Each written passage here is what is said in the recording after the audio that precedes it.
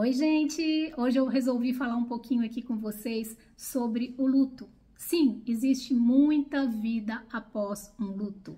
E falar de luto é falar de vida, porque quando a gente processa bem essa questão do luto, portas se abrem, possibilidades acontecem e a vida parece começar novamente, porque quem já passou por esse processo de luto, aqui eu estou me referindo a luto de pessoas, de entes queridos, né? Apesar que a gente sabe que existe várias formas de luto, mas eu acho que nada se compara com perder uma pessoa que a gente ama. E quando isso acontece, parece que a gente morre junto com a pessoa, porque a tristeza toma conta, ali vai junto a esperança, né, de dias melhores. E o luto, ele envolve muitas outras questões, porque muitos projetos são interrompidos, muda muita rotina. Eu, por exemplo, quando eu fiquei viúva, eu tinha 34 anos, filhos pequenos, um bebê de 1 ano e 2 meninas, uma de 9 anos e outra de 10 anos. Então, são muitos projetos que você às vezes pensou em construir com alguém e que de repente passa a ser só seu. E vivenciar esse processo do luto, por mais que existam fases que a gente sabe que a maioria das pessoas passam, dor não se mede, então não tem tempo certo para acabar. Não se fala de um tempo X, né, determinado para um luto se encerrar. Só que a gente tem que ter o cuidado para que esse luto não se transforme em uma depressão. E aí é que vem o que eu quero trazer para vocês. Muito se fala sobre esquecer. As pessoas falam sempre com a gente, esquece, vai viver coisas novas, né? Mas é impossível esquecer. Só se a gente tiver mesmo perda de memória, tiver amnésia, e isso a gente não quer, né?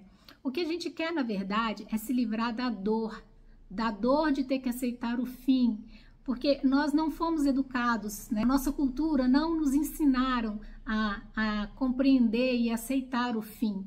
E isso também eu acho que é inerente do ser humano. A gente tem essa dificuldade, né, com a finitude. Por mais que a gente saiba que é a única certeza que a gente tem, né, que tudo chega a um fim, a gente não quer aceitar. Mas quando a gente começa a compreender melhor isso, é libertador, porque você começa a colocar mais energia na sua vida. E aí as coisas acontecem com muito mais vitalidade, sabe?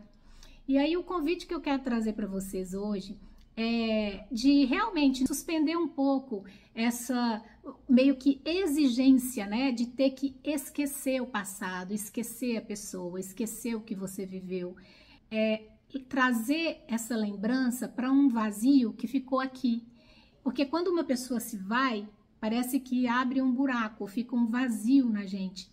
E isso é muito comum de acontecer porque aquela história, aquela experiência de vida fez parte da constituição de quem você é hoje, né? Então, nós somos seres humanos, nós não somos objetos acabados. A gente está o tempo todo em movimento, em transformação. E tudo que vem para a gente de experiência vai constituindo quem a gente é, vai constituindo a nossa identidade. E aí pedir para a gente esquecer é como se pedisse para tirar um pedaço da nossa estrutura e deixá-la para trás. A gente não consegue fazer isso e a gente não quer fazer isso. A gente quer continuar seguindo inteiro. Tenta transformar esta lembrança numa saudade boa. Tenta suspender um pouco essa questão do remorso, culpa. Eu até vou fazer um próximo vídeo falando da culpa, porque eu vi nos atendimentos clínicos, né, de estágio, eu vi que é muito recorrente esse sentimento de culpa e é muito interessante trabalhar essa questão desse sentimento de culpa, mas para hoje eu queria trazer o convite de você que está vivenciando isso ou se convive com alguém que está passando por isso, leva essa proposta para a pessoa de não é tentar esquecer, é tentar trazer essa lembrança para uma saudade boa, gostosa e carregar sim com você. Isso inclusive vai te fortalecer para outras situações, né, da vida. Lembra que você não está acabado, né? Nós seres humanos nunca estamos acabados, prontos. E o que aconteceu foi apenas o fim de um capítulo. Você continua vivo, a sua história está aí, para continuar sendo construída. Este capítulo, infelizmente, foi findado, sim, mas ele não precisa ser esquecido. Ele pode ser levado junto com você, porque ele faz parte de quem você é. Ele faz parte da sua constituição. Quando eu compreendi esse processo, ficou mais leve.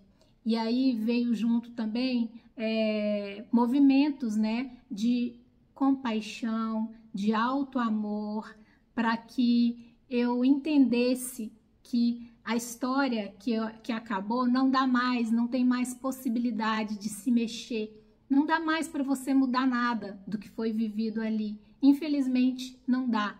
Mas quando você compreende que hoje a leitura que você faz do que você viveu, você faz de uma forma diferente, você faz sobre um outro olhar. Hoje você não é a mesma pessoa que você era naquele tempo. Naquele tempo você acreditava sempre fazer o melhor, você acreditava que sabia de todas as coisas, mas infelizmente a gente não sabia. A gente não tem também previsão de tempo. Muitas pessoas se culpam, né? Ai, porque eu não fiquei mais com a pessoa, ou porque eu não trabalhei menos, enfim. Sempre vai ter um motivo para se sentir culpado se você ficar procurando.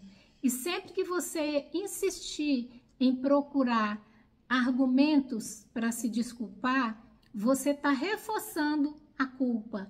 Então, suspende um pouco esse tipo de sentimento.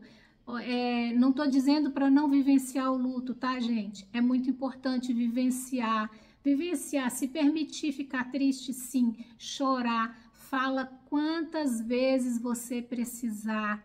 Procura pessoas, rede de apoio, para que você possa contar e recontar a história, a experiência que você viveu, porque isso vai fazer muito bem para você conseguir encontrar novos significados, né? À medida que você vai contando, repetindo o que você vivenciou, é uma forma bacana de você ir processando e ficando íntimo, sim, daquela história que você não quer que se vá. Mas guarda isso aqui, nesse vazio que ficou, né? E se permita, abra espaço para novas possibilidades.